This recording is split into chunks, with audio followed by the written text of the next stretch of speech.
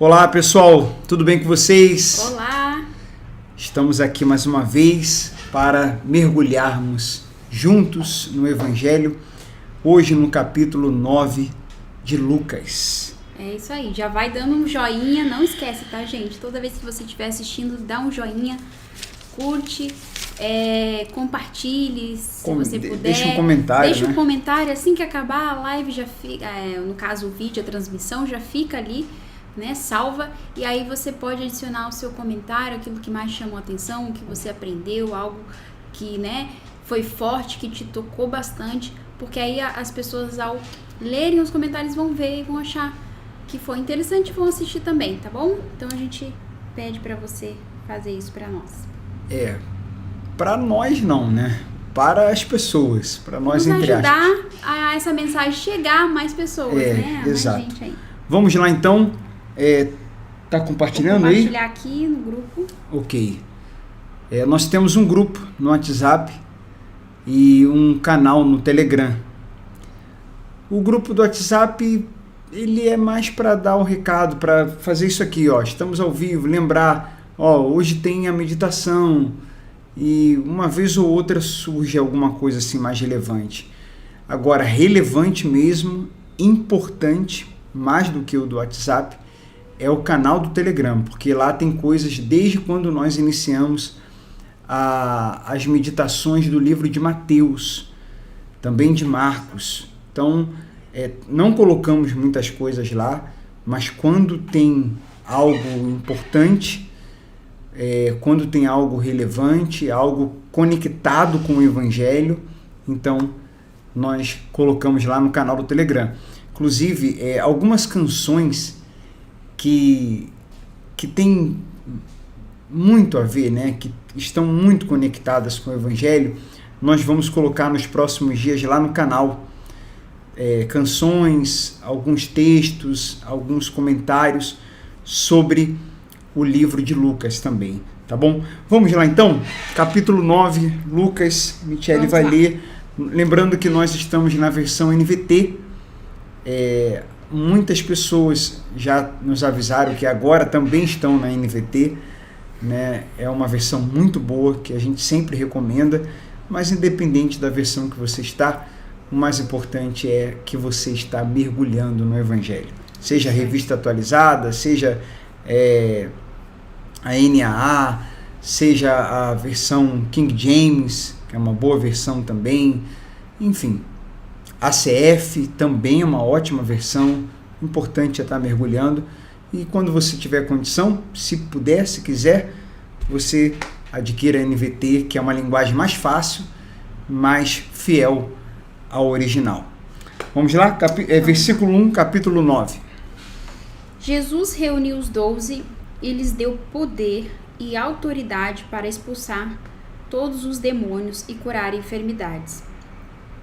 Depois enviou-os para anunciar o reino de Deus e curar os enfermos.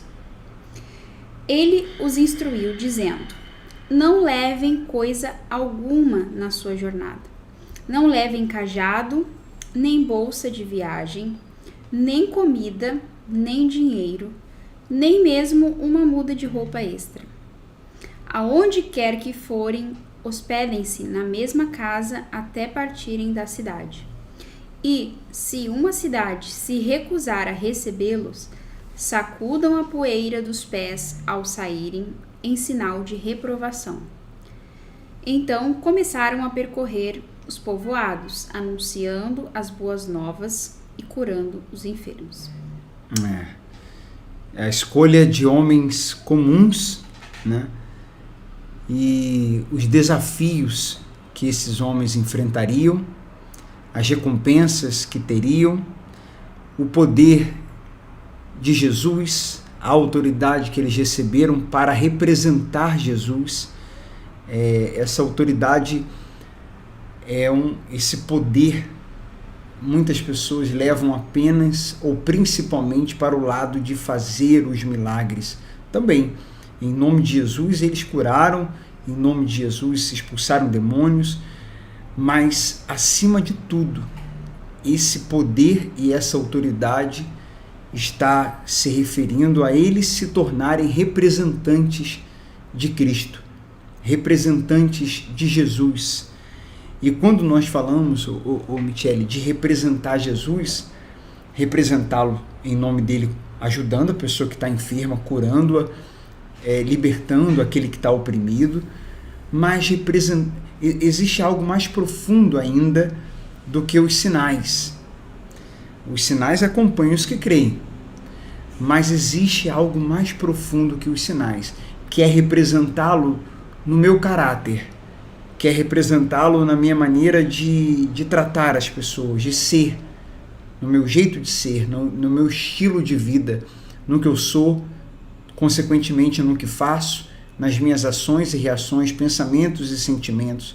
Então, Jesus nos dá esse poder e essa autoridade para ser representante dele nesses aspectos, sobretudo para que nós exalemos o seu perfume, sejamos sal, sejamos luz, ajudando o sofrido, ajudando quem está doente, ajudando quem está oprimido e anunciando o evangelho e, acima de tudo, refletindo sua imagem através do nosso comportamento, né? Essa autoridade, né, é um poder que vem do alto, né? Que não é um poder humano, não é um poder bélico. Recebereis, né, poder. Exatamente, o Espírito Santo nos dá esse poder. É o Espírito Santo. Para sermos testemunhas, né? Não é na força do nosso braço, é no poder do Espírito, né? Então a gente precisa estar convicto que de fato recebemos esse poder, essa autoridade vinda do alto, e isso nós identificamos através dos nossos frutos, da mudança que acontece Exato. no nosso interior. Não que sejamos perfeitos, não é isso, mas que tenhamos esse coração moldável. Porque se nós estivermos com o coração moldável, né, Marcelo, ao longo da caminhada, a gente vai ver logo em seguida, né, Jesus corrigindo determinados comportamentos, determinados pensamentos, determinadas condutas dos discípulos ali, que eram contrários à vontade do Pai, né, contrárias à natureza que o Pai nos predestinou para sermos, né, nosso caráter, termos a mesma conduta, a mesma mente de Cristo. Então ali os discípulos estavam sendo moldados ainda, mas já tinham recebido essa autoridade por conta, né, desse coração que os fez serem escolhidos, né, separados. Sim, e ao longo do capítulo 9, nós vamos ver isso, né, umas bolas fora. Aliás, a gente vê isso o tempo todo, né, no Evangelho. Isso diminui muito quando eles recebem a plenitude do Espírito Santo, quando eles recebem a presença de Deus, quando Jesus, antes dele subir aos céus, antes dele partir, e em Atos 2 também, quando eles recebem o revestimento. O Pedro se torna outra pessoa, todos eles passam por uma mudança e uma evolução muito grande. E é a obra que o Espírito Santo faz em nós. Esses versículos também falam de dependência. Esses versículos que nós acabamos de ler, Jesus está dizendo o seguinte: olha, eu quero que vocês dependam de mim, como eu dependo do Pai. Quero que vocês dependam também. Dependam, creiam. Eu vou cuidar de vocês. Eu vou usar pessoas que vão cuidar de vocês. Vocês serão cuidados. Vocês serão cuidados. É um chamado à dependência, uma consciência de dependência e uma mensagem de cuidado.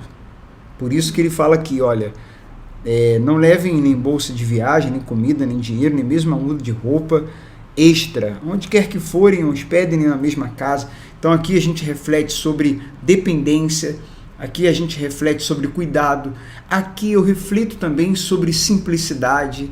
E você também aí, lendo agora, aqui, nesse momento durante a meditação, lendo depois sozinho, ou numa outra vez que você já leu, ou quando você assistir essa meditação novamente, você também vai refletir e o Espírito Santo vai iluminando o seu entendimento e você vai ter outros outras reflexões, além dessas que eu acabei de citar.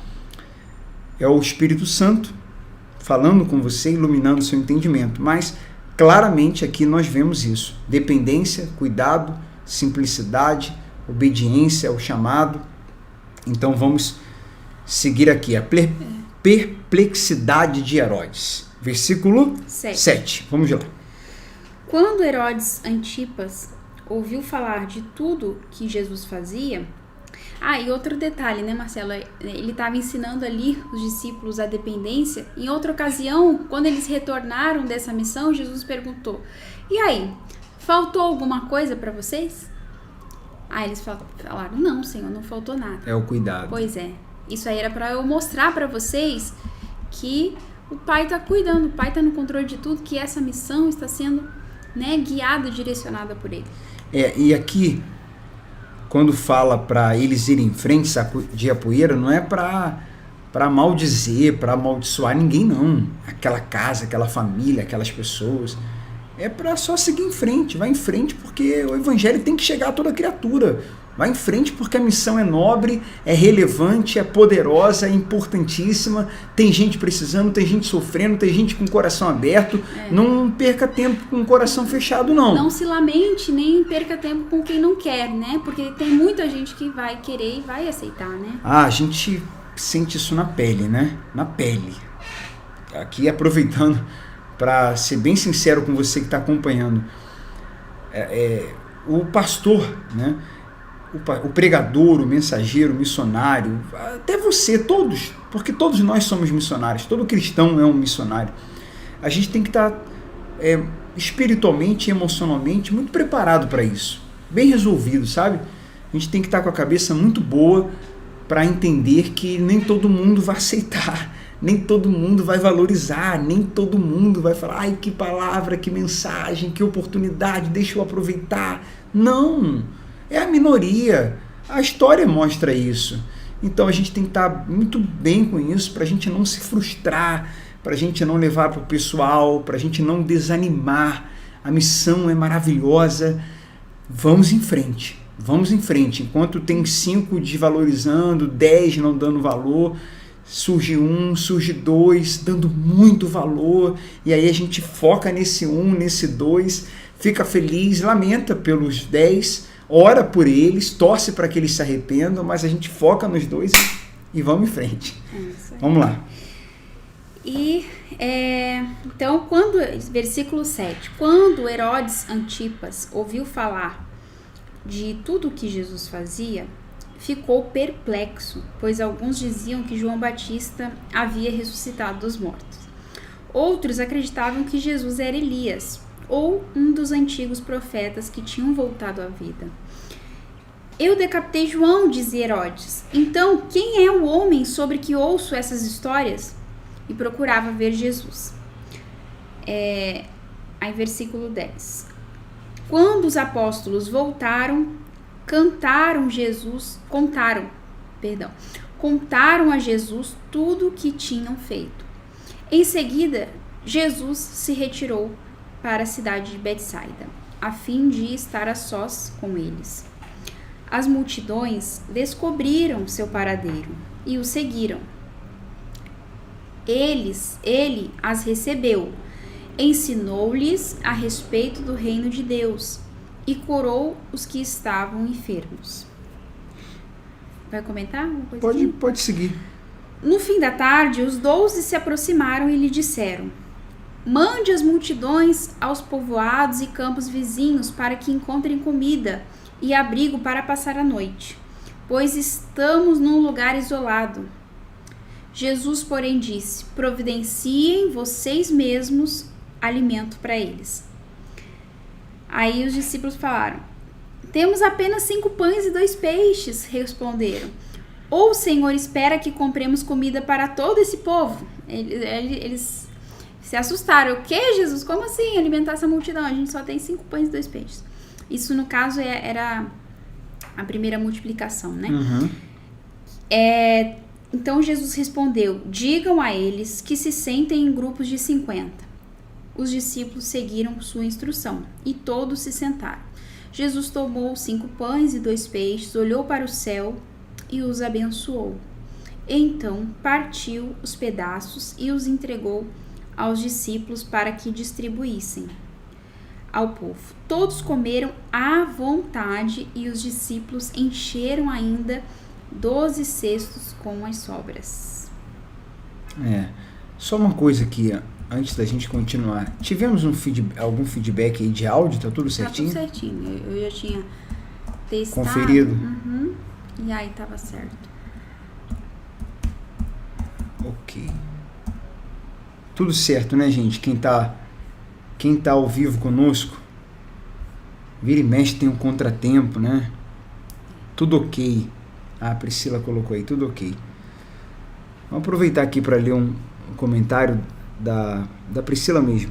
Se cuidarmos em obedecer conforme Ele nos orienta, Ele cuida de nós e vai suprir. Ele cuida, exatamente. No início do capítulo a gente já... Tudo certo, né, gente? Quem tá... O delay aqui. A gente vê isso claramente, né, Priscila? Claramente. Então vamos lá, vamos comentar aqui essa multiplicação. O foco aqui é o próximo. O foco é o próximo. Mais uma maravilha, mais um grande sinal que Jesus faz.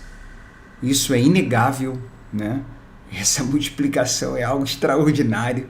Mostra que o sinal dele mostra o seu poder. Realmente um grande milagre. É um milagre. A gente fica assim, mais uma vez, o foco não é esse. Qual é o foco, Marcelo? O foco é o próximo. O foco é a multidão. O foco é gente. O foco é povo. O foco é ser humano. O foco são famílias. O foco é a necessidade humana. É isso que é evangelho. O foco é amor. Jesus sempre foi assim. Então, às vezes a gente deixa de pegar, de extrair. Já falei, nesse livro de Lucas eu tenho batido muito nessa tecla. Mais do que Mateus e Marcos, as meditações que já estão gravadas, né? Porque nós precisamos melhorar a nossa meditação. A gente precisa conseguir extrair o máximo possível daquilo que o texto quer nos mostrar, daquilo que Deus quer através do texto, daquilo que Lucas estava tentando passar para o amigo dele, o Teófilo, e hoje para a gente. Então, é inegável que um milagre acontece, é lógico, isso é óbvio, mas precisamos nos atentar que havia uma multidão faminta e que os discípulos, de forma errada, de forma equivocada, eles chegam até Jesus. Qual o versículo aí que eles falam? É o 12, né? Mande as multidões, os povoados e campos vizinhos para que encontrem comida e abrigo para passar a noite, pois estamos num lugar isolado. Eles poderiam falar de outra maneira com Jesus. Aqui eles poderiam, por exemplo, falar assim: Senhor, o que nós vamos fazer? O que o Senhor nos orienta? O que é para a gente fazer? A gente está com uma multidão necessitada aqui. A preocupação, a intenção, o pensamento e, consequentemente, a fala deles poderia ter sido melhor do que essa. Tem muita gente aqui, não temos o que comer, manda esse pessoal embora. Manda esse pessoal embora. Manda eles embora. Então, isso é uma coisa que me tocou muito, sabe? Não mandar embora, mas vamos tentar resolver aqui. O que nós podemos fazer para resolver essa questão? Tem uma passagem, não me recordo agora a referência, que fala, se você pode, e eles tinham recebido autoridade, né? Recebido poder, a gente acabou de ler isso. Tem uma passagem que fala, se você pode ajudar o seu irmão, não fala para ele, né? Não fala para ele ir e depois voltar, se você pode ajudá-lo naquela hora. Não fala para ele vir amanhã. Então é uma passagem que fala muito de compaixão. Leia a multiplicação de pães colocando uma lente cristã e você vai extrair dali mais do que o milagre da multiplicação dos pães. Você vai ver ali o milagre do repartir, o milagre da compaixão, que infelizmente o ser humano, né, nós, na nossa humanidade, nessa natureza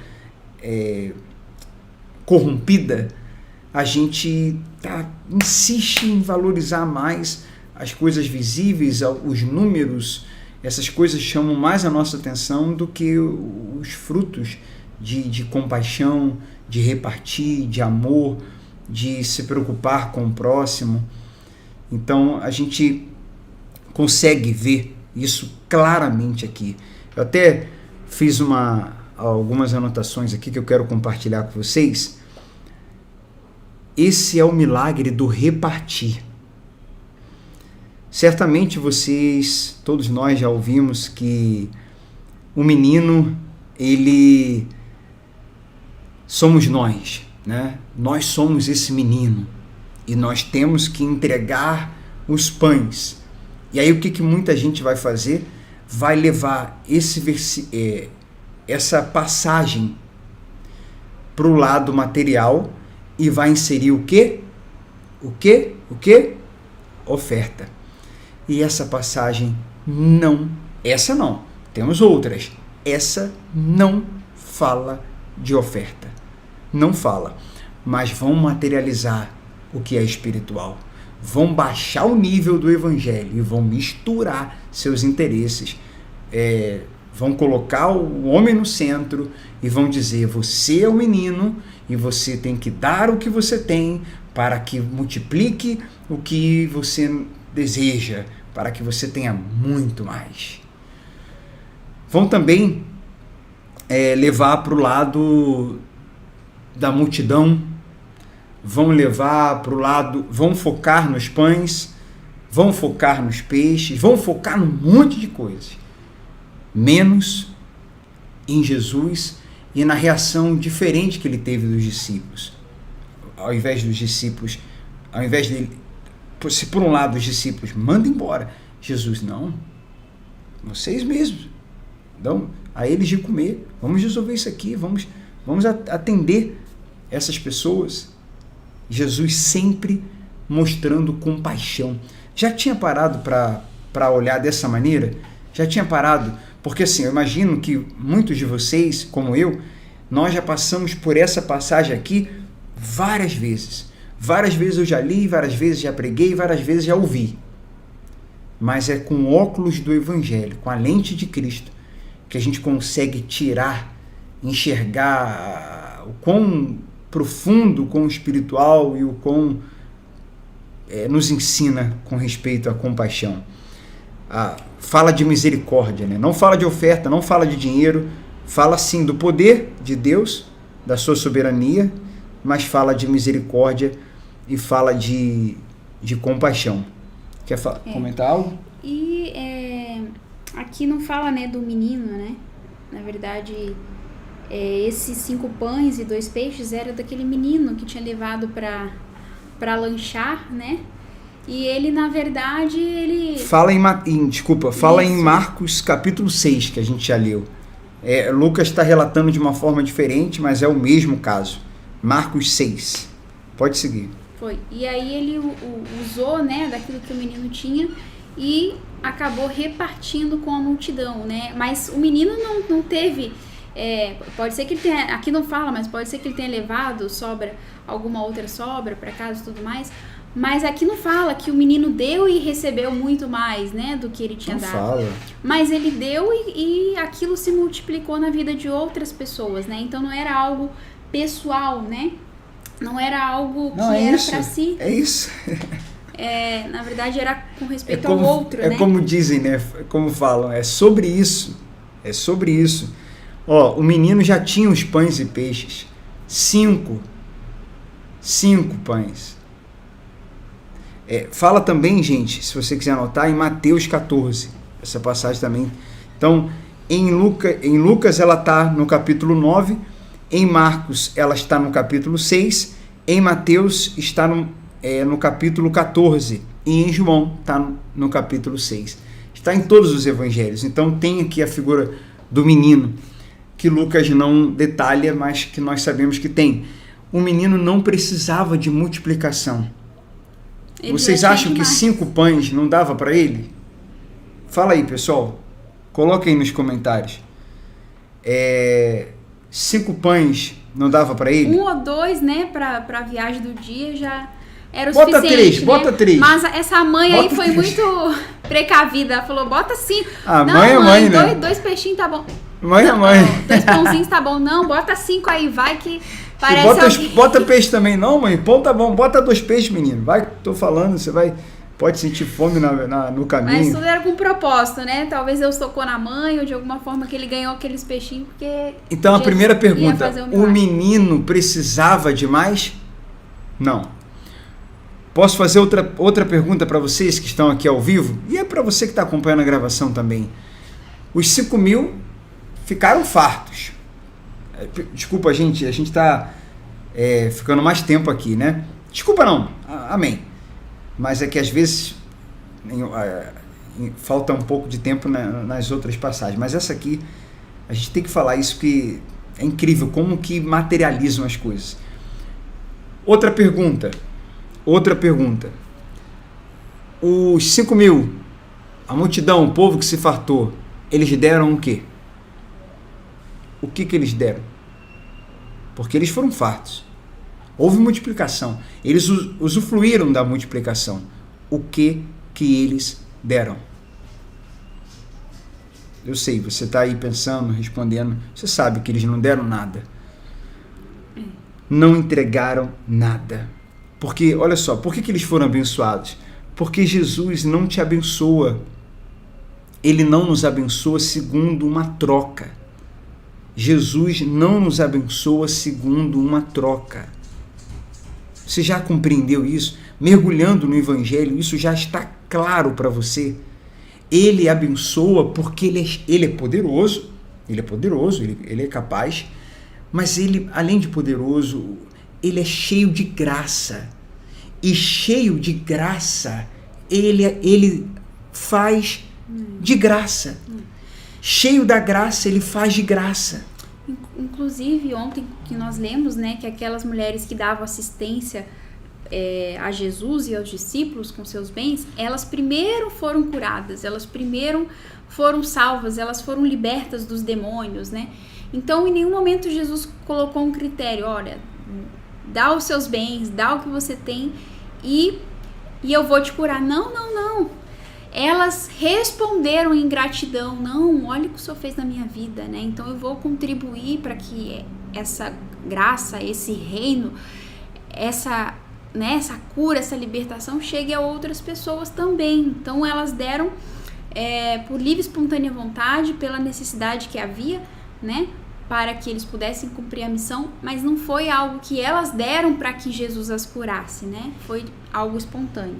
Foi por amor. Olhe para essa passagem a partir de hoje como uma passagem de poder, de multiplicação, sim, mas de repartir, de graça, de misericórdia, de compaixão, de generosidade, de amor. E os 12 cestos que sobraram, existem várias interpretações para isso, ninguém sabe exatamente o porquê e o que foi feito com eles. Nós sabemos que que eram 12 discípulos.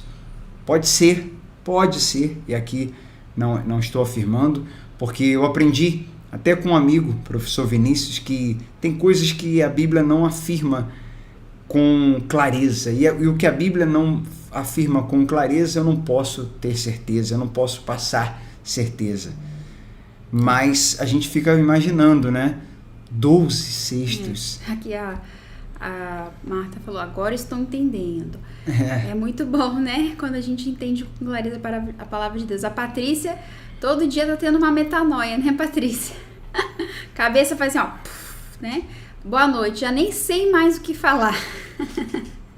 Agora estou tendo entendimento. Percebi que toda a palavra de Deus está sendo muito mal utilizada e interpretada.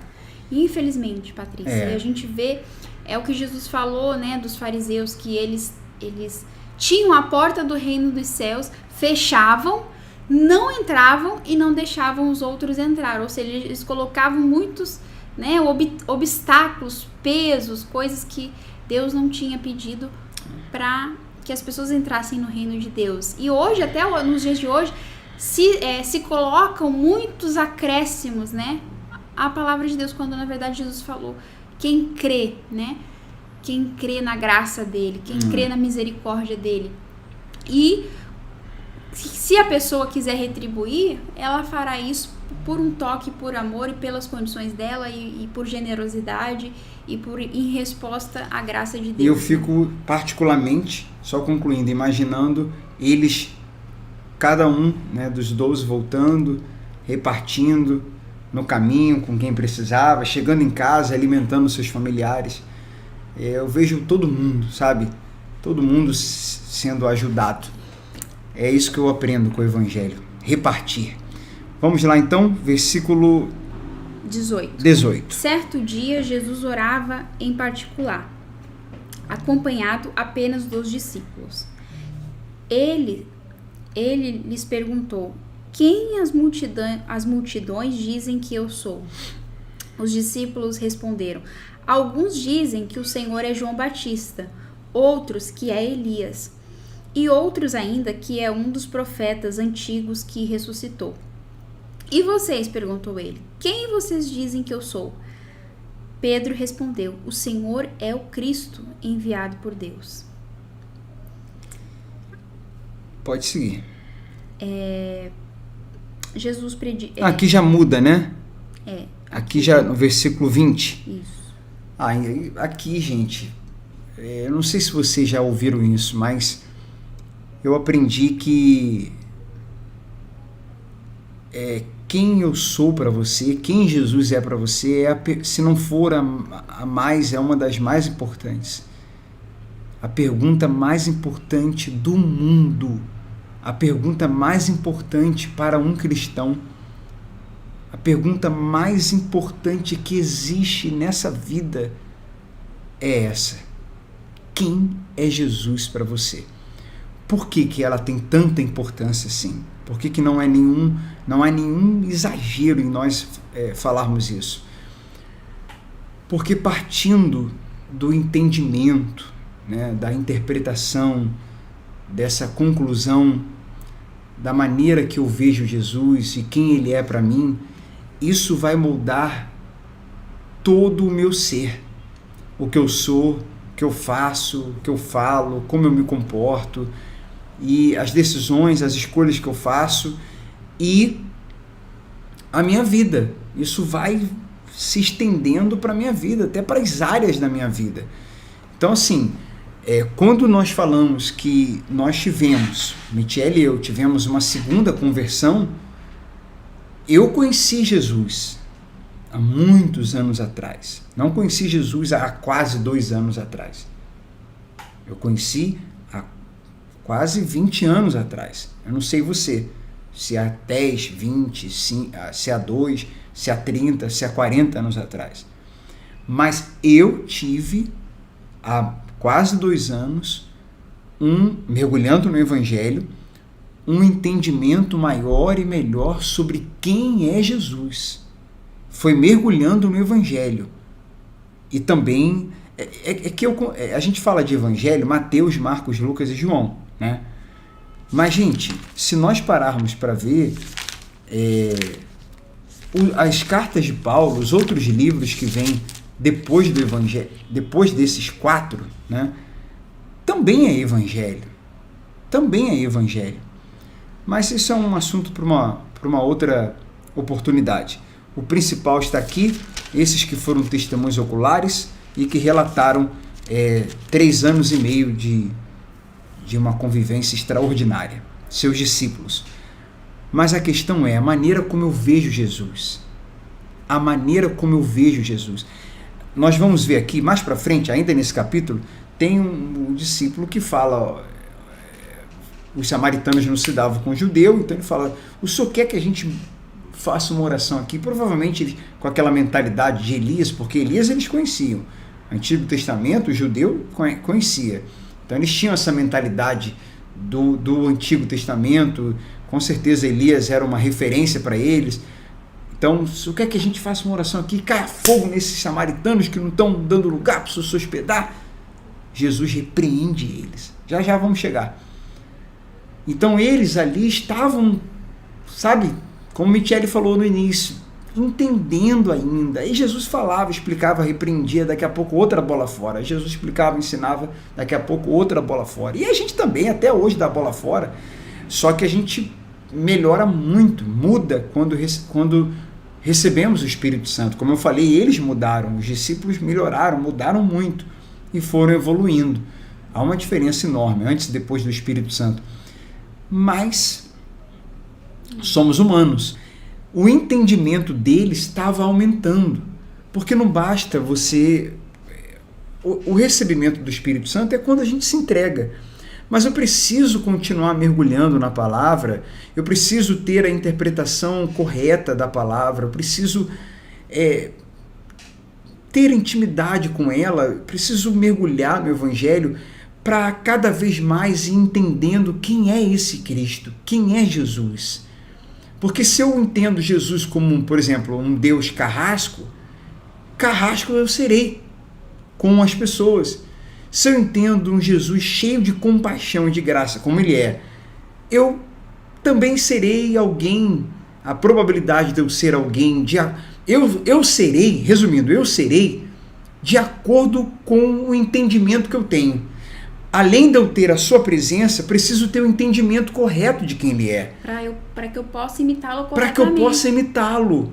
Porque eu estou agindo de uma maneira que Jesus não agiria, porque eu estou tendo um entendimento não muito correto de quem ele é. Mas isso é pura falta de leitura, pura falta de mergulho. Isso é consequência de quem está lá no oceano chamado Evangelho, está ali tomando um caixote na beira, não pula a onda, não vai mais para o fundo, não pega um barco e vai para o fundo, fica só no raso ou na areia, de boia, ou no berçário, ou tomando uma madeira, ou usando chupeta, usando fralda, enfim, é o caso, infelizmente, já foi o meu caso e é o caso da maioria dos evangélicos hoje em dia. Por isso que eu sempre falo isso, por isso que a gente vê evangélicos sem evangelho, e cristãos supostamente sem Cristo, por causa da falta ou do novo nascimento, e muitas vezes não é do novo nascimento, é de um entendimento correto de quem ele é. Então essa pergunta é muito mais profunda e importante do que você, do que eu, do que nós podemos imaginar. Ele pergunta, e vocês? Quem vocês pensam? Quem vocês dizem que eu sou? A gente vê, eu anotei aqui, lá em Isaías, a nossa lente cristã, nós conseguimos perceber que quando Isaías fala do servo sofredor, ele está falando do Messias, ele está falando de Cristo. Só que na cabeça dos judeus, o servo sofredor não era Cristo, não era o Messias, porque para eles o Messias ia vir, jamais montado num jumento, jamais nascendo numa manjedoura, ia vir voando, com muito poder, muita glória, mostrando o Vingador, aqueles filmes, sabe, da Marvel, aquela coisa poderosa. No final dos tempos será. Mas não foi assim a vinda dele. Não foi assim a vinda dele. Foi para demonstrar à humanidade humildade, simplicidade. Dando mais a última chance, né? Exatamente. Então havia essa expectativa, né? E eles imaginam um Messias que vai morrer, um Messias que veio morrer, um Messias que veio em forma humana. A gente pensa no Messias que vai reinar, que vai arrancar. A gente pensa num novo Davi, alguém mais poderoso que Davi. Um rei que veio para sacudir e mexer com tudo e com todos. Esse aí é muito simples, é muito pacificador para ser o Messias. Era mais ou menos isso na cabeça de muitos judeus. Havia muita expectativa, havia várias expectativas diferentes. E Cristo vem na contramão dessas expectativas. Vem descendo, vem com humildade, vem com simplicidade, vem com muita ternura, vem com muita compaixão, vem dizendo, olha, não, vocês não vão apedrejar essa mulher, não, porque atira o primeiro pecado. Vem defendendo a adúltera, a adúltera que ele já conhecia o coração, que estava propensa a se arrepender ou arrependida. Vem defendendo os pecadores arrependidos, já defende a adúltera, escolhe Mateus, publicano, senta com pecadores, come com eles, bate papo com eles, escolhe os discípulos, um mais estranho e mais complicado que o outro, mas eles vão sendo transformados. Esse é o Messias, sabe? Totalmente, valores completamente invertidos com respeito ao que o povo na sua cabeça imaginava. Então a gente precisa entender isso. Quem é Jesus? Mergulhando no Evangelho, a gente tem essa resposta, né? Exatamente. Vamos seguir? Versículo 23, né? Uhum. Disse ele à multidão. Volta um pouquinho. Versículo 21. Isso. Jesus advertiu severamente seus discípulos de que não dissessem a ninguém quem ele era. É necessário que o Filho do Homem sofra muitas coisas, disse. Ele será rejeitado pelos líderes do povo, pelos principais sacerdotes e pelos mestres da lei. Então, essa revelação que eles tinham tido, né, sobre Jesus falou, não revelem agora, no momento ainda, para ninguém, porque é necessário que eu venha cumprir o propósito, o plano. Então, ele veio em obediência ao Pai, aquilo que já estava profetizado. Uhum. Então, ele tinha que obedecer. Olha, é necessário que o Filho do Homem sofra muitas coisas, disse. Ele será rejeitado pelos líderes do povo, pelos principais sacerdotes e pelos mestres da lei. Será morto, mas no terceiro dia ressuscitará. Então, tudo isso já era um plano, né, que ele mesmo se entregou. Ninguém tirou a vida dele, né? Tanto, várias ocasiões ele falou até para Pilatos lá, se você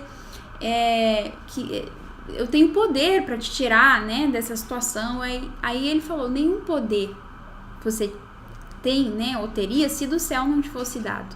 Se eu quisesse, eu poderia pedir uma legião de anjos e eles iriam aqui me salvar. Mas era um propósito, ele foi voluntariamente, né, para essa morte, né. Então, no versículo 23, disse ele à multidão: se alguém quer ser meu seguidor, negue a si mesmo, tome diariamente a sua cruz e siga-me. Se tentar se apegar à sua vida, a perderá. Mas, se abrir mão de sua vida por minha causa, a salvará. Que vantagem há em ganhar o mundo inteiro, mas perder ou destruir a própria vida? Se alguém se envergonhar de mim e da minha mensagem, o Filho do Homem se envergonhará dele quando vier em sua glória e na glória do Pai e dos santos anjos. Que é o fim, né? Eu lhes digo a verdade, alguns que aqui estão não morrerão antes de ver o reino de Deus. Eu vou dar uma referência para vocês, quem quiser anotar. Medite em Gálatas, no capítulo 2, versículo 19 e 20. Gálatas 2, 19 e 20. Você pode abrir aí na NVT mesmo? Ou aqui, ó. Eu ia só dar referência, mas vamos ler. sem a gente demorar muito, Gálatas 2 é uma das... É complicado falar que é forte, né? Que é uma das mais fortes, tem tanta coisa forte, tudo é forte. Aqui. Gálatas 2:19, diz assim, ó. Eu amo essa passagem aqui. Pois quando procurei viver por meio da lei, ela me condenou. Portanto, morri para a lei a fim de viver para Deus. Fui crucificado com Cristo. Assim, já não sou eu quem vive, mas Cristo vive em mim. Portanto, vivo neste corpo terreno pela fé no Filho de Deus, que me amou e se entregou por mim. Não considero a graça de Deus algo sem sentido, pois, agora, já até passei, né? Estou no 21. Pois se a obediência à lei nos tornasse justos diante de Deus, não haveria necessidade alguma de Cristo morrer. Eu já falei isso aqui algumas vezes. Evangelho é morte. Evangelho é vida. Mas aqui é uma vida que eu só passo a ter se eu morrer. Porque eu preciso nascer de novo. E mesmo nascendo de novo e agora tendo vida, preciso me negar todos os dias para viver a vida de Cristo. Estou crucificado com Cristo. Não vivo eu, mas Cristo vive em mim. Enquanto a religião, enquanto as mensagens de autoajuda, enquanto muita gente vai estar pregando aí sobre... Porque assim, gente, olha só, a autoajuda, até mesmo muitas mensagens coaches, as mensagens motivacionais, e que muitas igrejas adaptaram, você vê um evangelho muito misturado, enquanto o evangelho puro, ele aponta, ele é sobre Cristo, esse misturado, ele é mais sobre a pessoa que está ouvindo a mensagem do que sobre Cristo. Importa é agradar quem está ouvindo a mensagem, né? A Cristo não, nem tanto, ou nada. Mas o que eu quero te dizer é que essas mensagens, elas vão falar de desenvolvimento humano, correto? Mas desenvolver a velha natureza? O Evangelho vai falar para matar. Mata. Se nega todos os dias. Morra. E esteja crucificado com Cristo, você vai nascer de novo. Vamos falar de desenvolvimento também, vamos desenvolver, vamos melhorar, mas vamos desenvolver a nova natureza, a nova pessoa, a nova criatura, agora com o Espírito de Deus. Desenvolver a velha natureza é ficar enxugando gelo. A velha natureza não consegue cumprir a vontade de Deus, né? Ela é contrária, né, na verdade, à vontade de Deus. A vontade de Deus é que a gente faça, agrade, né, a natureza humana, dê a ela o que ela quer, né, faça, se eu sentir vontade de me vingar, eu vou me vingar, se eu sentir vontade de... a carne milita contra o espírito, de fazer o mal, né? Eu vou fazer, porque essa é a vontade da carne, né, a maldade, a corrupção, o orgulho, né, tudo isso. A gente vai desenvolver... Essa é a natureza antiga que a gente precisa matar. Morrer. Essa natureza não é para desenvolver, é para morrer. Ela não tem mais jeito, só nascendo de novo, como disse o...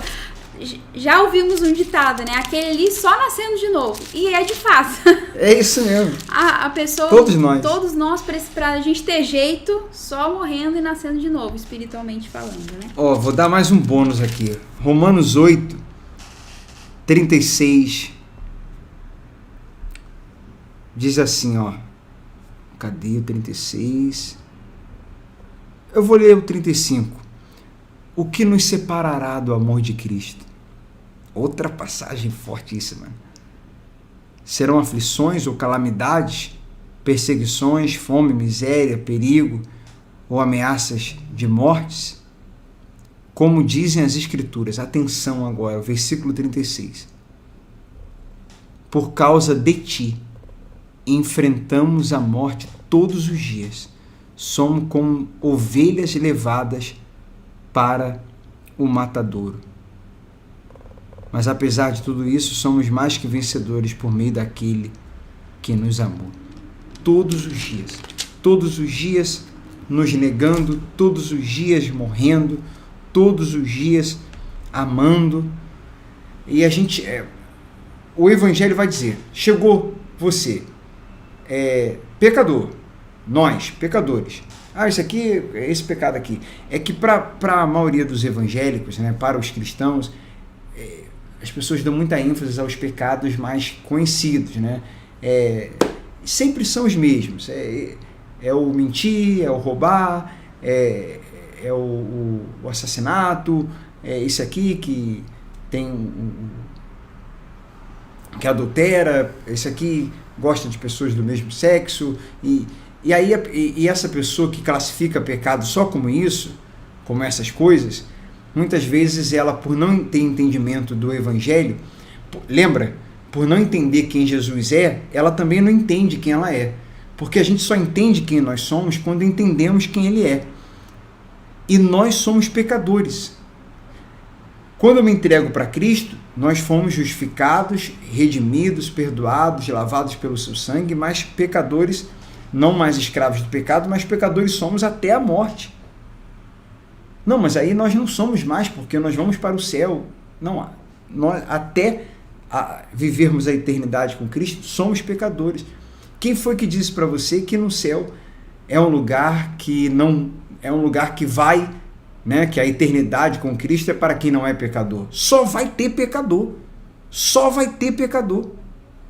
É que são os pecadores redimidos, que creram na obra de Cristo na cruz. Mas é pecador. E ninguém merecia nada. Quando a gente entende isso, que somos todos pecadores, que por causa da graça de Cristo não sou mais escravo do pecado, mas eu era escravo. Eu era pecador, escravo do pecado. Hoje eu não sou mais escravo do pecado, mas continuo sendo pecador. É que eu diminuo e não me sinto superior, e não me sinto um juiz, e não me sinto... não sou um cristão, um evangélico, um crente de nariz empinado, julgando o católico que adora, que é idólatra, julgando o outro que mexe com o espiritismo, que crê em outros deuses, quando na verdade muitos evangélicos também têm seus deuses, também têm as suas idolatrias, né? Que entre nós, né? Idolatra uma arca, idolatra um político, idolatra o dinheiro, idolatra o trabalho, idolatra um líder religioso, faz dele um guru, um semideus, um super ungido, alguém que importa o que ele fala mais do que o que está escrito no Evangelho, idolatra a sua igreja, placa, instituição, porque a igreja não é nem isso, na verdade, a igreja são as pessoas juntas ali em comunhão, mas idolatra aquela placa ali como igreja, né? Enfim, mas ele não enxerga tudo isso não, eles só pensam o seguinte, nós somos superiores e fulano é pecador, Beltrano. Quando o Evangelho puro vai dizer o seguinte, vem todos os pecadores, nós somos todos pecadores mesmo, só que é o seguinte, pega a tua cruz. Nós somos um bando de pecadores que pegamos a nossa cruz, carregamos ela, nos negamos e estamos sempre procurando melhorar e se parecer mais com Cristo. É isso. Exatamente. Mas o falso evangelho, ele é assim, faz a pessoa se sentir superior. É mais ou menos assim, olha, eu quero Cristo, cadê Cristo? Mas por que você quer Cristo? Para segui-lo? Pega a tua cruz lá. Não, eu tô aqui com meus projetos para 2023 e ele pode ungir, ele pode abençoar aqui, pode colocar a mão aqui nos meus projetos. Não. Jesus, você pode ungir meus projetos? Não vou ungir teus projetos. Aliás, pegue teus projetos, jogue todos eles fora, porque eu tenho outros planos para você, eu tenho projetos para você, não vai ser a sua vontade, vai ser a minha. Pega tua cruz, pega ali, escolhe a cruz do teu tamanho, vem comigo, vamos se negando, a gente vai caminhar junto, eu vou cuidar de você, pode ficar tranquilo, eu tenho uma salvação para te dar. Então a gente precisa diferenciar o que é o puro e o que é o misturado, e a gente está aqui mergulhando no puro. Exatamente. Vamos seguir? E assim, né, outro comentário aqui. Inclusive, essa mensagem pregada nega a si mesmo, carregar a sua cruz, sacrifício. Sem sacrificar é impossível ser de Cristo. Ok, mas vamos dar um significado do que Jesus está falando, né? Negue-se a si mesmo. É um sacrifício de fato, né? Porque você negar a sua natureza adâmica, né, carnal, que não quer perdoar, que Jesus os discípulos perguntaram: Senhor, quantas vezes a gente deve perdoar o nosso irmão? 7 vezes? Porque de fato, às vezes a gente se depara com situações que a gente tem que respirar 1, 2, 3, contar até 10 para conseguir praticar o que é agradável a Deus, o que Deus pediu para mim, né, para nós, o que Jesus requereu de nós. E aí, tanto carne, né? Que Jesus, que os discípulos perguntaram: Senhor, quantas vezes a gente tem que perdoar? 7? Jesus falou: não 7, mas 70 vezes 7. Aí ele falou: Senhor, então aumenta a nossa fé. Porque de fato é muito difícil. Legal essa passagem. E não é pela força do nosso braço. É Ele que nos capacita a isso. Ele que nos dá esse dom. Quando a gente se submete à vontade dele, é Ele que nos capacita a perdoar. E a gente vai conseguir liberar o perdão não fazendo tanto, não sofrendo tanto assim, né? Daquele jeito. Ou porque a pessoa que vive na carne, ou ela não consegue, ou ela é uma luta. E isso é um sacrifício. Agora, não um sacrifício de você ter que entregar o que você tem. Então, assim, ouça o que Jesus fala. Então, assim, nenhum homem é intermediador entre mim e Deus a não ser Cristo. Cristo já foi colocado como o cabeça da igreja, né? Então, se o pastor, se o bispo tá ali, ele está falando uma mensagem, reproduzindo uma mensagem que está de acordo com a mensagem de Jesus, ok, né? Mas se aquela mensagem ela não está de acordo com o que Jesus falou, com o mesmo sentido, com o mesmo significado, então a gente não tem que submeter aquela pessoa, né? Porque a gente submete as pessoas quando elas estão submissas a Cristo, né? Desprovidas de interesses estritamente pessoais. Essa é a rebeldia que na verdade é a grande obediência, né? É a insubmissão que, na verdade, é uma grande submissão. Isso. Sacrifício monetário foi algo realmente inventado. Uma doutrina humana que foi inventada para acrescentar, né, naquilo que Jesus falou. Existem momentos que a gente, por ser tão submisso, por procurar, né, ser submisso a Cristo, nós não vamos nos submeter a certas pessoas e a certos ensinamentos. Por estarmos lutando para obedecer a Cristo, porque o amamos, entendemos a sua graça, não vamos obedecer a homens. E Paulo fala sobre isso, né? Importa-vos obedecer a Cristo, agradar a Cristo. E sobre o versículo 27, né? Que eu lhes digo a verdade, alguns que aqui estão não morrerão, antes de ver o reino de Deus. O que Jesus estava falando? É respondido no versículo 28. Cerca de 8 dias depois, Jesus levou consigo Pedro, Tiago e João. Então, ali responde o versículo anterior. Alguns de vocês, né, que aqui estão não morrerão antes de ver o reino de Deus. Então, foi Pedro, Tiago e João a um monte para orar. Enquanto ele orava, a aparência de seu rosto foi transformada. E suas roupas se tornaram brancas e resplandecentes. De repente, Moisés e Elias apareceram e começaram a falar com Jesus. Imagina a reação dos discípulos ali, né? Vendo aquela cena. Tinham um aspecto glorioso e falavam sobre a partida de Jesus que estava para se cumprir em Jerusalém. Pedro, é como se o céu tivesse descido ali e os discípulos estavam ali presenciando, né, o reino por vir. Pedro e os outros lutavam contra o sono, mas acabaram despertando e viram a glória de Jesus e os 2 homens que estavam com ele. Quando Moisés e Elias iam se retirando, Pedro, sem saber o que dizia, falou: Mestre, é maravilhoso estarmos aqui. Vamos fazer 3 tendas. Uma será sua, uma de Moisés e outra de Elias. Enquanto ele ainda falava, uma nuvem surgiu e os envolveu, enchendo-os de medo. Jesus nem respondeu a ele, né? Nem falou nada. Então uma voz que vinha da nuvem disse: Este é meu filho amado. Este é o meu filho, meu escolhido. Ouçam-no. Quando a voz silenciou, só Jesus estava ali. Naquela ocasião, os discípulos não contaram a ninguém o que tinha visto. Eles e interessante também, né, Marcelo, que eles tá falando aqui, né? Foi Pedro. Sim. Pedro, não sabendo, né, o que falava, ele não sabia. Ele falou, e aí veio essa voz do céu. É como se ele estivesse ali igualando, né, Moisés, Elias, Jesus. Vamos fazer 3 tendas aqui, Nós falamos vamos isso, morar né, aqui em Mateus. nesse lugar glorioso. Mas a voz do céu falou: ouçam meu filho, né, o escolhido. Ele que é o que vocês têm que ouvir, né?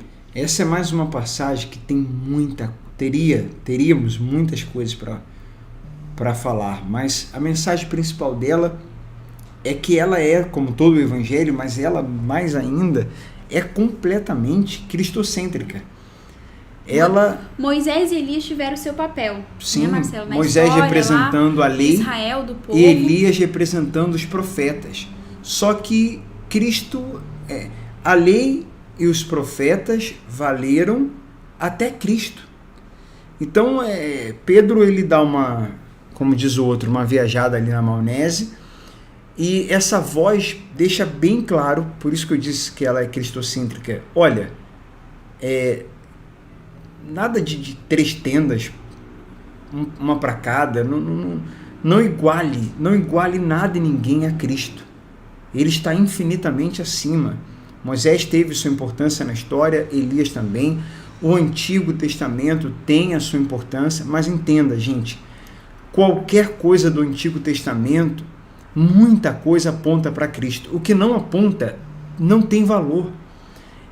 Foi transitório, foi cultural, foi da época, foi para aquele contexto, foi para aquele povo, foi aquele momento. Se não aponta para Cristo, não tem valor. É história. É história. É simplesmente história. Agora, muita coisa aponta para Cristo. O próprio Moisés apontava para Cristo. A lei.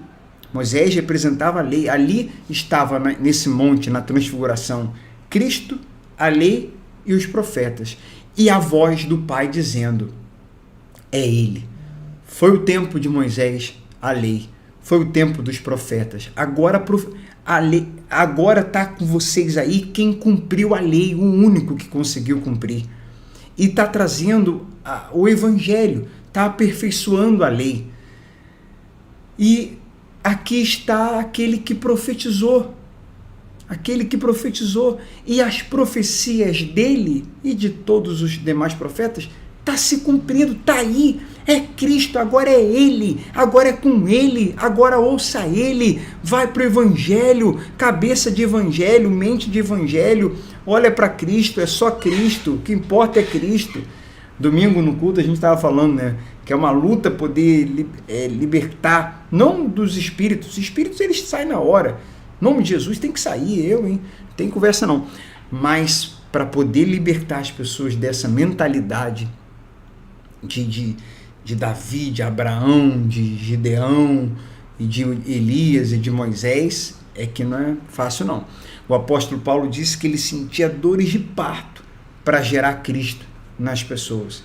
E aí parece que às vezes a gente está sentindo as 2 dores, a dor para fazer essa libertação e a dor para poder gerar Cristo. Mas vocês que estão mergulhando no Evangelho, com certeza o Evangelho vai enchendo, e cheio do Evangelho, orando, buscando, cheio da presença, Evangelho, palavra e Espírito faz com que vocês sejam cheios de Cristo, né? Cheios do Espírito Santo. É isso que é o nosso maior desejo aqui nessa série Mergulhando no Evangelho. Versículo 37.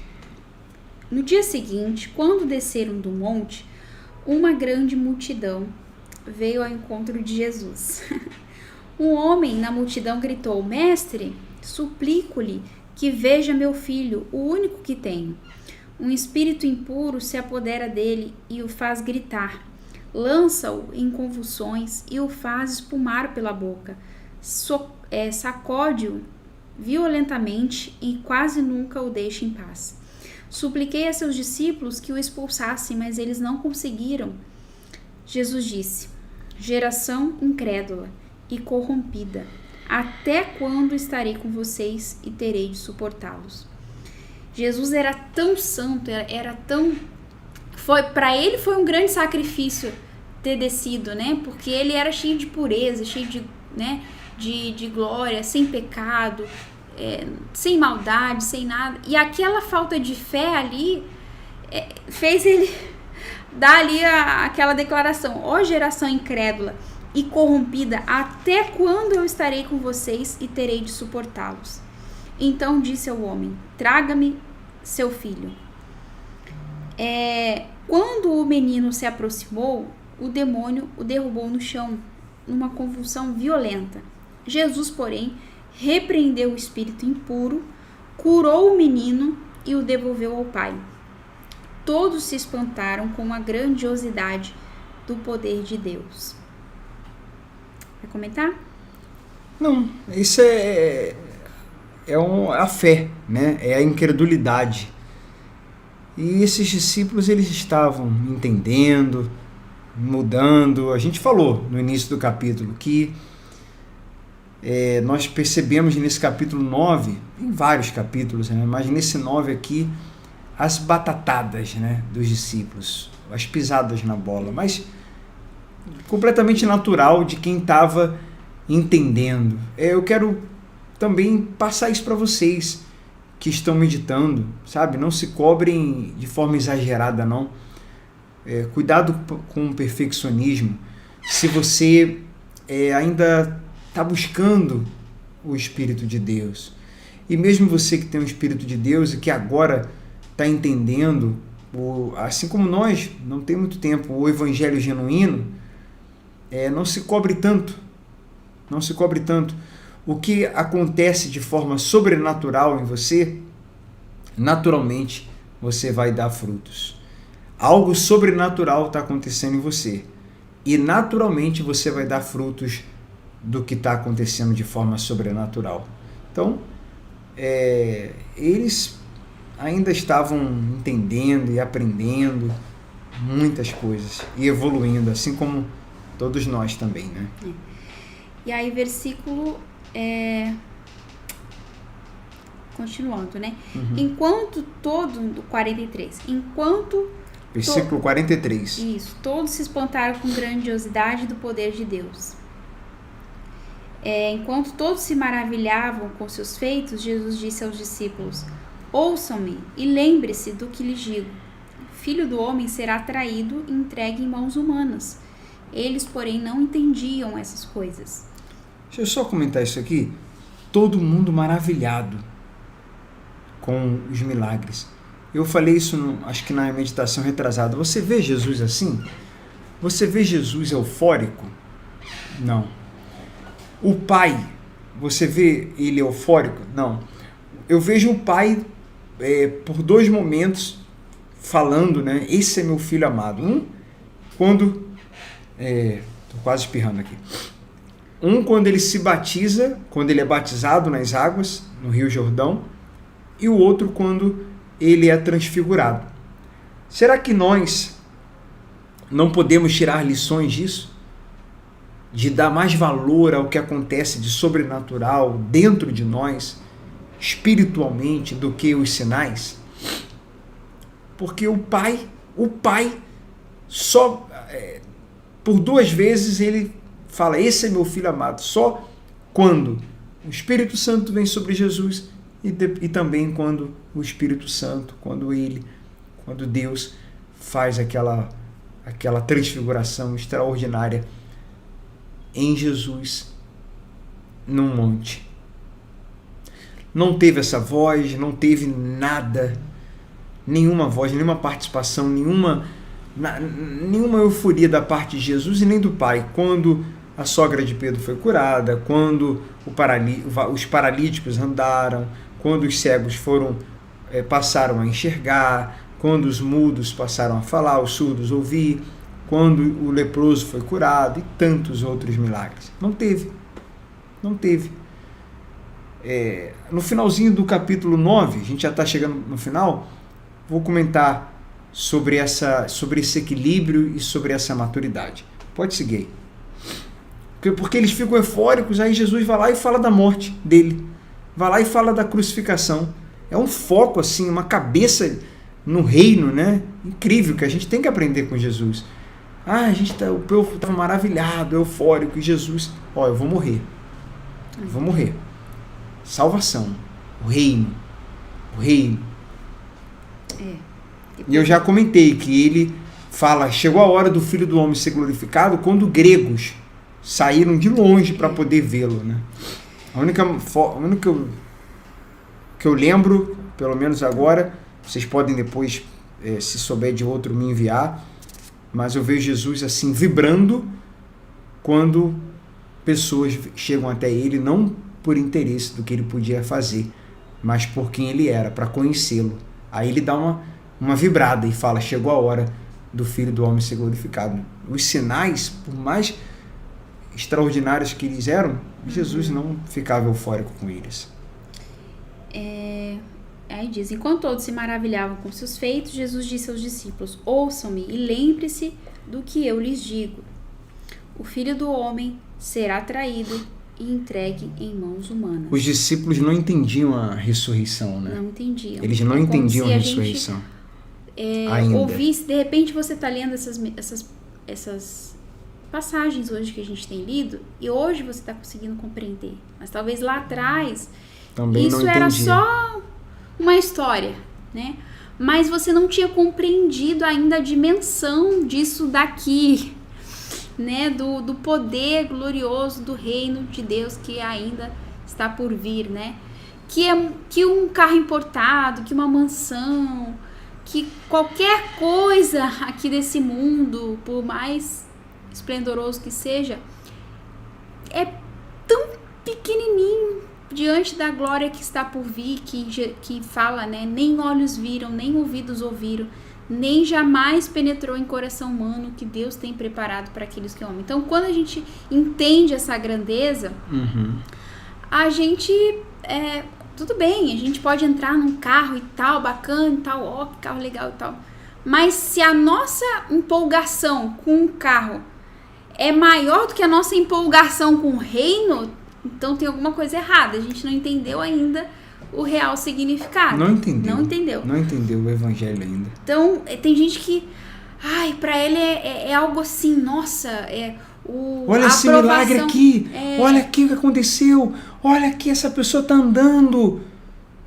Aí quando uma pessoa se arrepende, se batiza ou nasce de novo, essa vibração é muito menor ou não tem vibração nenhuma. Como é que pode? Então nós não entendemos nada. Então, se a gente vibra com o que é bacana, com o que é milagre, com o que não é errado vibrar, mas se a gente vibra mais, muito mais, o que a gente vê é que é muito mais, as pessoas vibram muito mais com essas coisas do que com o que é são só os eterno, sinais, né? Os sinais do reino, os sinais do reino. Mas é uma não vibre com coisas externas e momentâneas mais do que com o que é interno e eterno. Surgiu agora essa frase aqui. Vibre com o que é eterno e interno. Anda na contramão aí do mundo, porque o evangelho é exatamente isso. Você vai ver as pessoas vibrando pelo externo, pelo visível, por números. Mas vibre, você que é do evangelho. E o próprio evangelho vai te levar a isso, né? Naturalmente. Inclusive, no versículo 46, ele fala maior no reino, né? Como que a gente tem que entender o significado de maior e menor no reino. Os discípulos começaram a discutir sobre qual deles seria o maior. Tô falando. Olha, a mentalidade deles era ainda bem terrena, bem, né? Enfim, bem humana, né? Bem carnal. Carnal, ganância. Os discípulos começaram a discutir sobre qual deles era o maior, seria o maior. Jesus, conhecendo seus pensamentos, trouxe para junto de si uma criança pequena e disse: quem recebe uma criança como esta em meu nome, recebe a mim. E quem me recebe, também recebe aquele que me enviou. Portanto, o menor entre vocês será o maior. Quer comentar? Jesus, que as crianças a gente não vê as crianças trapaceando, a gente não vê criança. Pensa naquela criança com pouquíssima idade. Ela não tem malícia, não trapaceia, não prejudica, não tem orgulho, não tem noção, não tem competição, não tem a valorização do que é material, não tem mágoa, não tem nada. Quando você vê a criança tendo a sua idade aumentada, aí você começa a ver uma certa malícia, a natureza humana, e normalmente copiando os adultos. Então há momentos que a gente tem que agir como adulto, e aí as pessoas agem como crianças. E espiritualmente, quando a gente tem que agir como criança, a gente quer agir como adulto. É o contrário. É só o Evangelho e o Espírito Santo que nos levam à maturidade, para agirmos com maturidade quando necessário, e no meio da malícia, no meio da maldade, a gente agir como criança. Quem recebe uma criança como esta em meu nome, recebe a mim. E quem me recebe, também recebe aquele que me enviou. Ou seja, o filho era o espelho do pai, né? Uhum. De Deus. Ele estava ali revelando para nós quem era Deus, como Deus pensava, como Deus agia. Como uma Deus... mensagem de humildade, de simplicidade. A criança tem a simplicidade, de pureza, uma mensagem de pureza, de simplicidade. Vamos seguindo aí. Esse capítulo é grande, né? O uso do nome de Jesus. E cheio de parábolas, cheio de perícopes. 49. João disse a Jesus: Mestre, vimos alguém usar seu nome para expulsar demônios. Nós o proibimos, pois ele não era do nosso grupo. Aí ele falou: não o proíbam, disse Jesus. Quem não é contra vocês é a favor de vocês. Não era do nosso grupo. Sou de Paulo, sou de Apolo. A gente tem que ser de Cristo. A gente não pode se achar a última bolacha do pacote, né, gente? Então, outrora nós ouvíamos muito isso. Deus só tem a gente, só tem a nós, né? A gente que acolhe quem ninguém acolhe. Mas isso é uma arrogância da nossa muito parte. grande. Se apoderar do nome de Jesus, se apoderar do reino, se achar o dono do reino, né? Quando na verdade o dono do reino já tem dono esse reino, né? Já tem rei. Já tem um rei lá no trono. Então esse reino a Igreja Vida de Filha é uma pontinha no oceano chamado dos trabalhadores. Minha avó dizia reino. que a gente assim tá com o rei na barriga, né? Mas a gente tem que ter o rei Cristo no coração. Então não achemos nós que a gente que tem a visão certa, que nós somos o dono da verdade, que só tem que ser as coisas, né, do jeito que a gente pensa, porque é da maneira com que Deus pensa, é a maneira com que Deus quer. E ele age aonde e como ele quiser, com quem ele quiser, e a gente tem que respeitar se a outra pessoa, né, tem um chamado e só que ela tem uma visão teológica de repente diferente, né? Deixa ela. Agora eu tenho que cuidar, né, de mim, da minha vida. Agora as heresias, os falsos ensino, sim, a gente combate as coisas que não vêm da palavra de Deus. Agora aqui eles não estavam fazendo uma heresia, eles estavam expulsando usando o nome de Jesus para expulsar demônios. Não era do grupinho qualquer deles. Pessoa, né? Ela não é obreira, não é pastor, tá expulsando demônio. Mas se ela teve fé para expulsar, porque Jesus repreendeu lá os discípulos que não tiveram fé para expulsar. Mas se tiver uma mãe cheia de fé, cheia de amor e botar a mão na cabeça do filho e expulsar aquele demônio no nome de Jesus, esse demônio vai ser expulso, independente se ela tem um título ou não. Aquela pessoa ali não pode expulsar, só quem pode expulsar é aquele pastor. Não, mas se ela teve fé, então Deus agiu, usou ela como instrumento ali. Vamos lá, vamos encerrar agora, hein? Vamos do 51 até o último versículo, que é o 62. Aí a gente comenta e encerra. Versículo 51. 51. Como se aproximava o tempo de ser elevado ao céu, Jesus partiu com determinação para Jerusalém.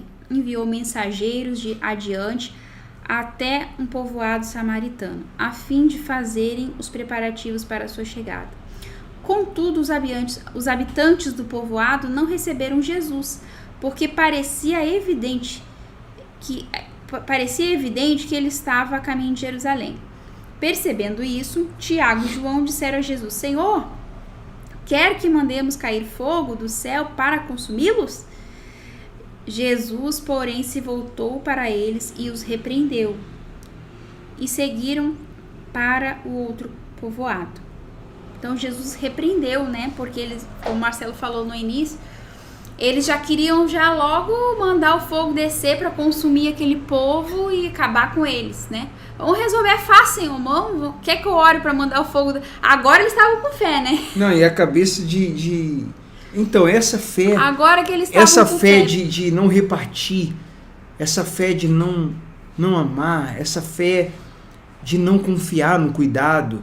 Lembra do início do capítulo? Não leve isso, não leve aquilo, não leve, vou cuidar de vocês. Isso é que é fé.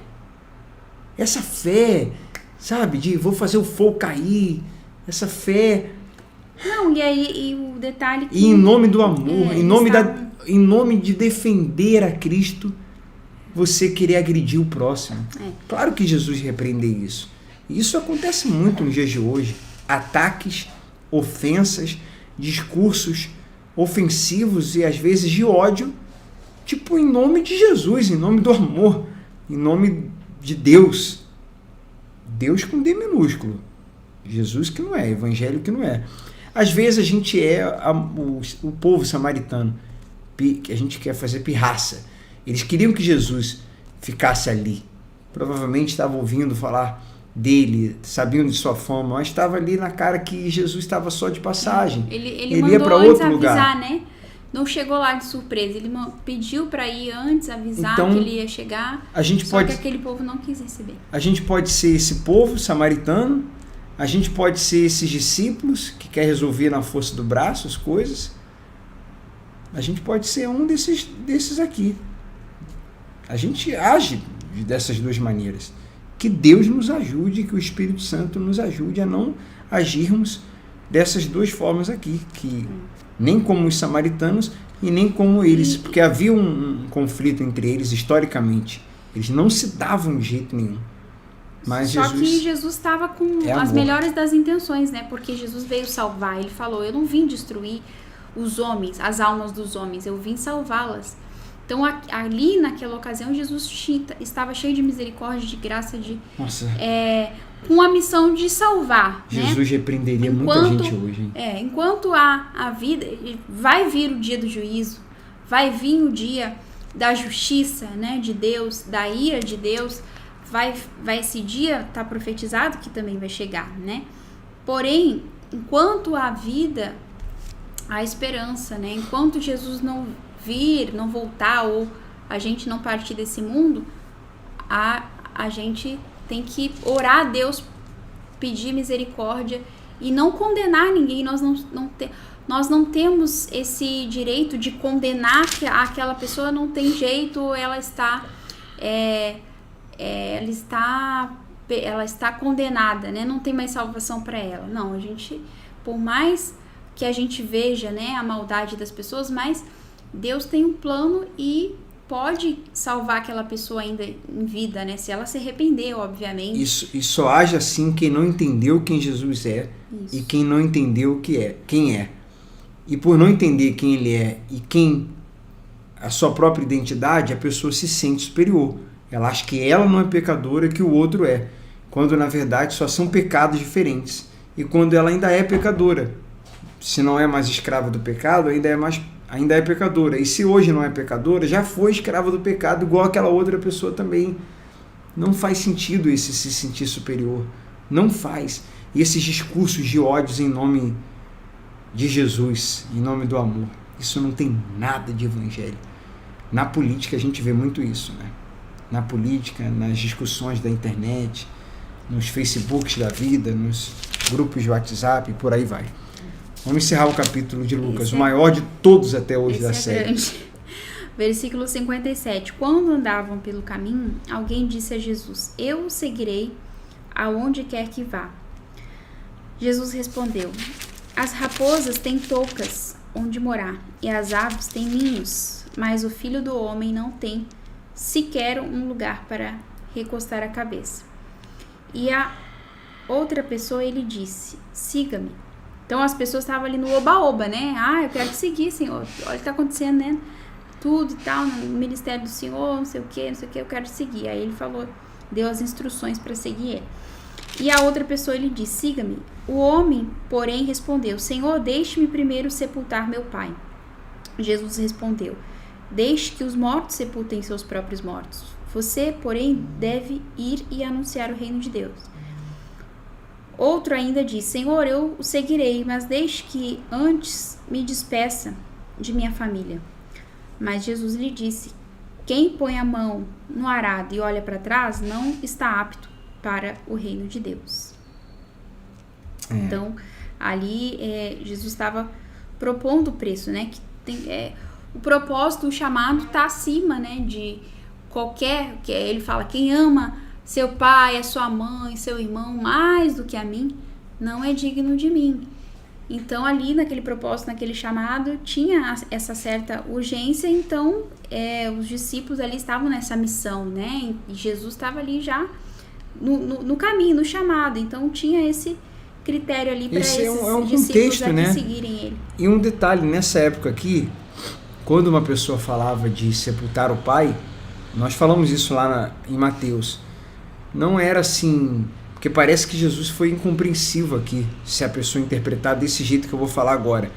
Um velório demora quanto tempo? 40 minutos? Então deixa a pessoa ir lá. É rapidinho, depois volta. Mas não era isso. Aqui ele estava dizendo o seguinte, tem todo um contexto, aí a gente precisa entender a história e o contexto daquela época. O filho, ele ficava com o seu pai até a sua morte. Muitos filhos ficavam com o seu pai até o seu sepultamento.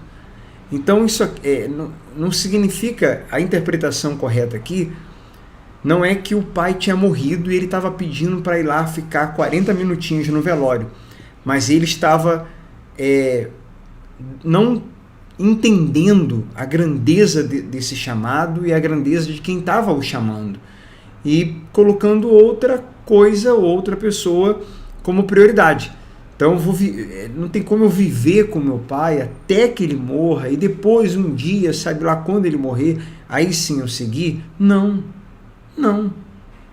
Entende? Se a gente entender esse contexto aí, fica muito diferente a interpretação. Eu quero encerrar aqui falando sobre maturidade. Eu sei que esse foi o recorde, a maior meditação da história da série, eu acho que hoje foi, se eu não me engano. Mas eu quero falar aqui sobre maturidade. Foi a maior, mas ainda está um tempo de um filme, né? E a gente já assistiu tantos filmes.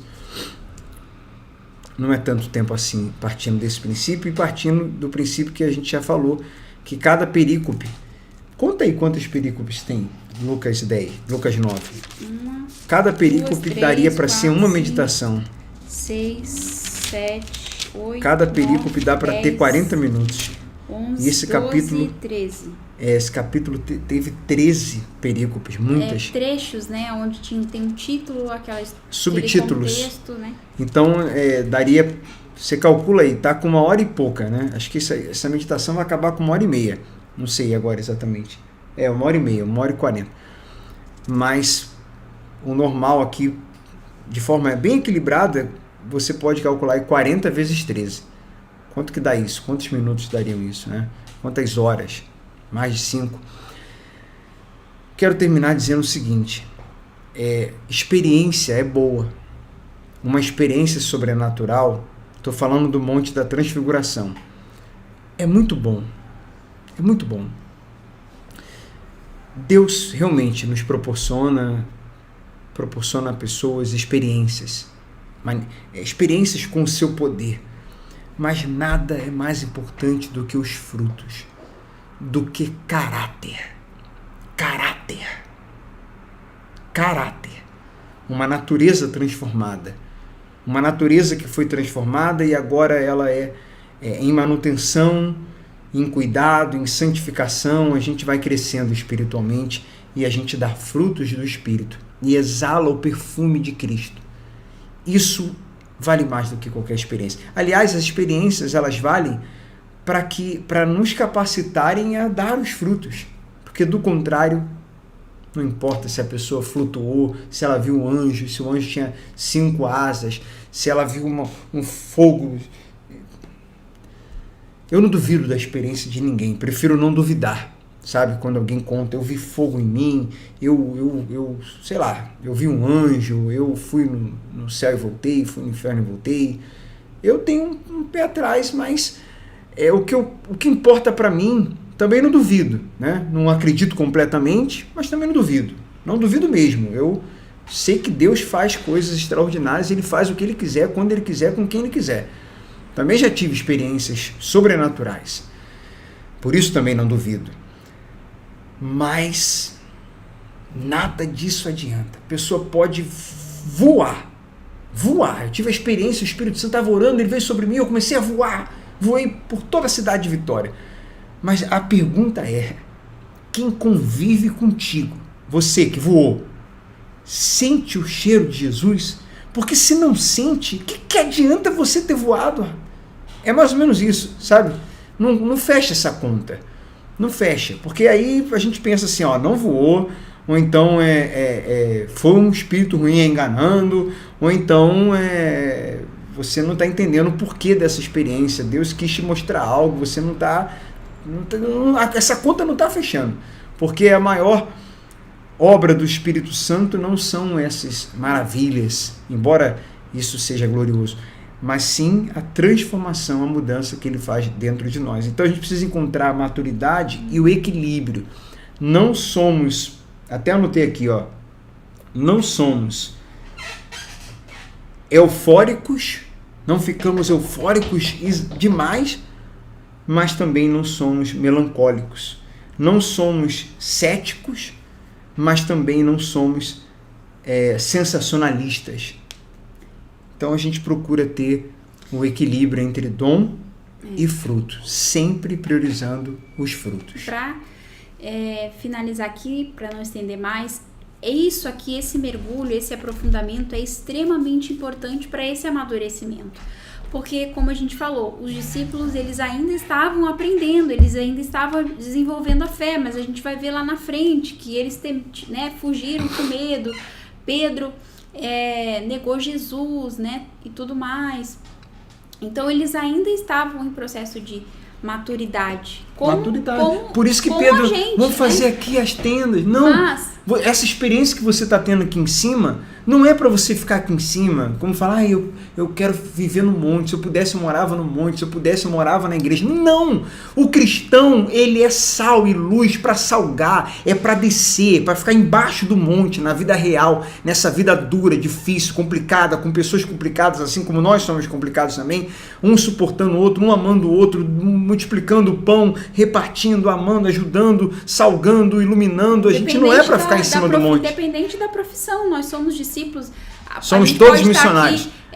Hashtag somos todos missionários. A gente está aqui pregando como pastor, mas você pode ser o discípulo lá na sua profissão, onde você trabalha, onde você estuda, onde você tem lá as suas atividades diárias. Você vai salgando lá da sua maneira, do seu jeito e tal, com uma oportunidade, um atendimento, você vai ali plantando uma sementinha e principalmente a pessoa sentindo esse cheiro, Mas a gente vai evoluindo, vai nesse processo aí de santificação, errando, mas com o coração quebrantado, sujeito a aprender, a crescer. e porque nos fomos tornarmos, escolhidos, né? Como Ele quer que a gente se torne. E aí a gente, maduro, a gente vai estar alicerçado na rocha, né? Em Jesus. Então a gente pode levar pancada, pode vir o vendaval, pode acontecer algo, mas quem é nascido de novo floresce, ainda que perca tudo. Mas a pessoa se reergue, levanta a cabeça e vai começar a florescer de novo, porque a fonte da vida está ali dentro dela. Podem tirar tudo, mas se não tirou o que está dentro dela, Não perdeu nada. Não vai, ela vai florescer aonde ela for. Não perdeu nada, na verdade. Deus abençoe vocês. Quem puder lá, depois aqui que a gente vai deixar salvo, colocar um comentário lá, né? Porque aí vai, como a gente falou no início, ajuda, né? No compartilhamento ali, as pessoas vendo os comentários, vai chamar atenção o vídeo, elas vão assistir. Comentários, stories, é um vídeo hoje que ficou longo, né? Mas o Espírito Santo vai fazer chegar às pessoas certas. Tá bom? Ainda Deus que seja abençoe. uma pessoa só. Deus abençoe vocês. Um abração.